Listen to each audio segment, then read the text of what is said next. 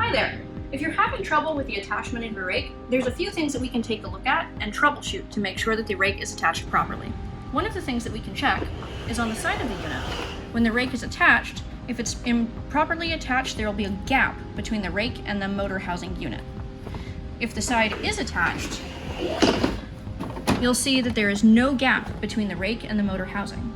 Oftentimes, when the rake is falling off due to operation, it's because one side is attached and the other is not. So as the rake moves forward, enough force on the underside will cause it to pop off. There's a few things that make understanding how the rake attaches a lot easier. The first is we're going to remove the motor housing. You don't have to remove the motor housing, but I wanted to show you some of the features of the motor. The first of which is the 3 teeth on the back. The rake attaches by holding on to these 3 teeth.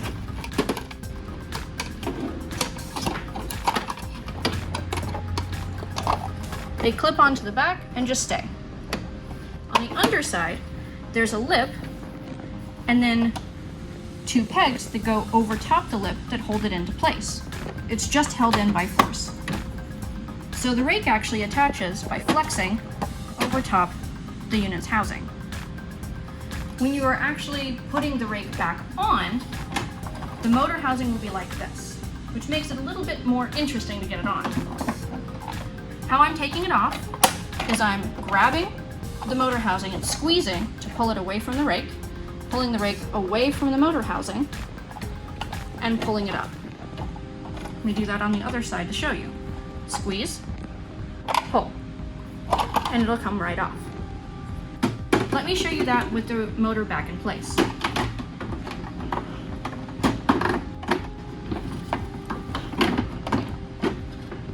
I like to put the motor at the end, so it's just a few pegs away from the end of the tray.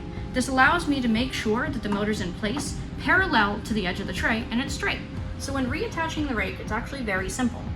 We want to align the motor teeth with the rake, like this, and just cap it over. You'll notice now it's seated and these pegs are through. We'll grab the underside of the motor and pull up. You'll notice the teeth come away from the tray, so it's no longer pushing against the bottom. By pushing down on the housing, it's not going to attach, but pulling up will allow the force of your squeeze to put the rake in line at the edge of the motor housing.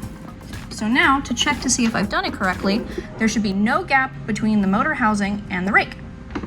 Let's look at the other side. That there's a gap between the rake and the motor, meaning that it's not attached.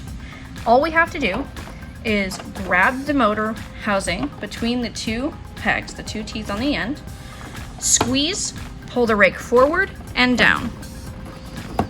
And you'll notice it attaches.